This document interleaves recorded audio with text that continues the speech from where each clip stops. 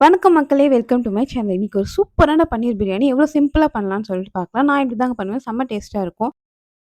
நம்ம வந்து குக்கர்லயே பண்ணிடலாம். குக்கர்ல பண்ணா சூப்பரா இருக்குங்க. ஈஸியா முடிஞ்சிடும் வேலையும், டேஸ்ட்டும் நல்லாயிருக்கும். நான் வந்து குக்கர்ல எண்ணெயும், நெய்யும் செம அளவுல ஊத்திட்டு, அதுக்கப்புறம் பிரியாணிக்கு போடுற மசாலா ஆட் பண்ணிக்கிறேன்.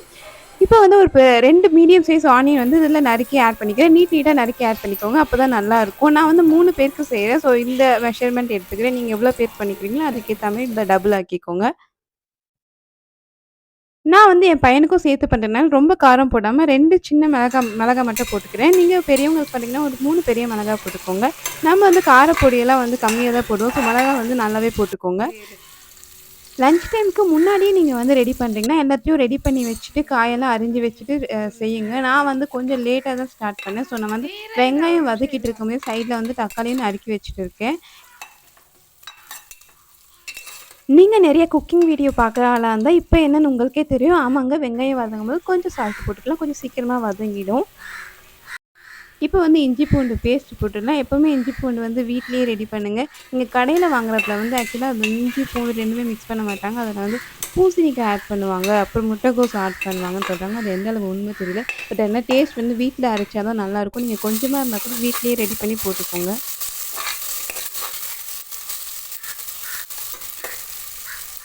இப்போ வெங்காயம் நல்லா வதங்கிடுச்சு. இஞ்சி பூண்டு ஸ்மெல்லும் போயிடுச்சு. இப்போ நம்ம தக்காளி போட்டுடலாம். தக்காளி நான் 2 பெரிய தக்காளியா நீட்டா கட் பண்ணி ஆட் பண்ணிக்கிறேன்.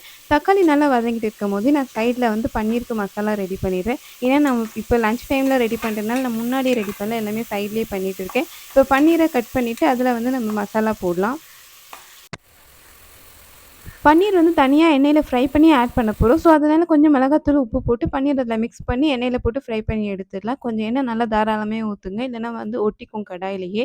ஸோ, இத நல்லா மிக்ஸ் பண்ணிட்டு எண்ணெய நான் நல்லா காய வச்சு இதில வந்து அத பொரிச்சு எடுத்துடுறேன். ஒரு 3 மினிட்ஸ் ஃப்ரை பண்ணுங்க. அதுக்குன்னு ரொம்ப எண்ணெய் போட்டுறாதீங்க. ஒரு மீடியமா எண்ணெய் போடுங்க. ஒரு 2 டீஸ்பூன் இல்ல 3 டீஸ்பூன் எண்ணெய் போட்டு அதில நல்லா ஃப்ரை பண்ணிடுங்க. நான் கொஞ்சம் பிளெயின் பன்னீர்ஸும் கட் பண்ணி போட்டிருக்கேன். ஏன்னா கிட்ஸ் இருக்கனால இது காரமா இருந்தா பிளெயின் பன்னீர் சாப்பிட்டுருவாங்க. சைட்ல நல்லா வெங்காயம் வதங்கிடுச்சு. பன்னீரும் நல்லா ஃப்ரை ஆயிடுச்சு. பன்னீர் தனியா எடுத்து ஒரு தட்டில எடுத்து வச்சுடுறேன். பன்னீர் கியூபா கட்டும்போது நல்லா ஒரே மாரி சைஸ்ல கட் பண்ணுங்க. அப்பதான் நல்லாருக்கும் பிரியாணியில எடுத்து சாப்பிடும்போது.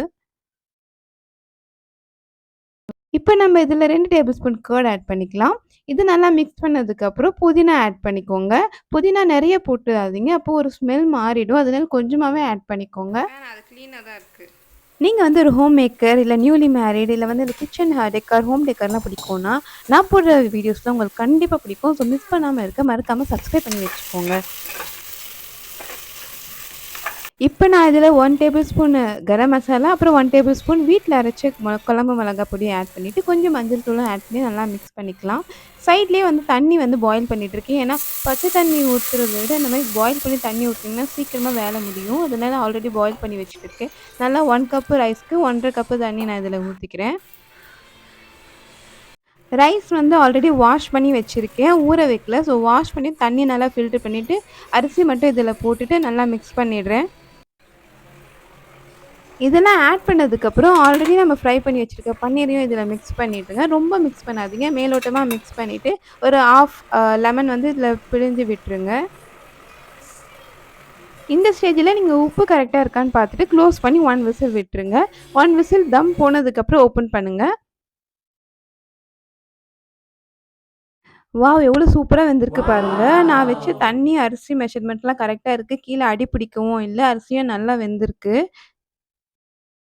நீங்க வந்து பிகினர்ஸா இருந்தீங்கன்னா, உங்களுக்கு இந்த டிப்ஸ் நல்லா யூஸ் ஆகும். நீங்க வந்து எப்பவுமே குக்கர்ல பிரியாணி செய்றீங்க, தயிர் பச்சடி செய்ய போறீங்கன்னா, இந்த பிரியாணிய டேஸ்ட் பண்ணதுக்கப்புறம் தயிர் பச்சடில வந்து உப்பு போடுங்க. ஏன்னா, இதுல வந்து எக்ஸ்ட்ரா இருந்தாலும், கம்மியா இருந்தாலும் நீங்க தயிர் பச்சடில அட்ஜஸ்ட் பண்ணி மேனேஜ் பண்ணிடலாம். நான் எப்பவுமே அப்படிதான் பண்ணுவேன். நீங்க அத ஃபாலோ பண்ணி பாருங்க.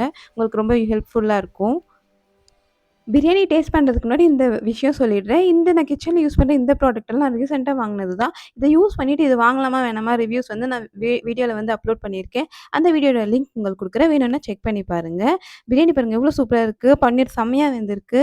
டேஸ்ட் பண்ணி பார்க்கலாம். செம்ம டேஸ்ட்டுங்க. ஸ்மெல்லும் சூப்பரா இருந்துச்சு. எங்க வீட்ல எல்லாரும் நல்லா இருக்குன்னு சொன்னாங்க. நீங்களும் ட்ரை பண்ணி பாருங்க. எப்படி இருக்குன்னு கமெண்ட் பண்ணுங்க. இந்த வீடியோ யூஸ்ஃபுல்லா இருந்தா சப்ஸ்கிரைப் பண்ணிடுங்க. பாய்.